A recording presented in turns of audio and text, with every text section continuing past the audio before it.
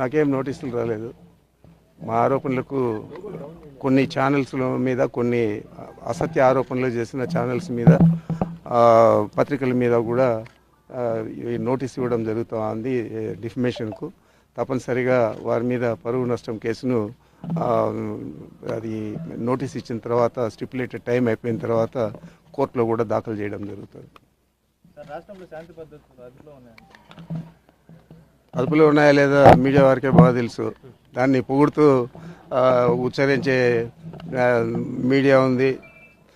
పెద్ద పెద్ద అక్షరాలతో బాగా జరుగుతూ ఉన్నాయి, చాలా బాగుంది అని చెప్పి రాసే పత్రికలు ఉన్నాయి. కానీ వాస్తవాలు రాసే వాళ్ళు కూడా ఉన్నారు. మరి మీడియాలో అందరికీ కూడా తెలుసు ఏం జరుగుతోంది ఈ రాష్ట్రంలో. ఈ రాష్ట్రంలో తెలుగుదేశం పార్టీ అధికారంలోకి వచ్చిన జూన్ 4వ తేదీ మొదలైన దమనకాండ, దౌర్జన్యం, దుర్మార్గం, ఆ రెడ్ బుక్ ఇంప్లిమెంటేషన్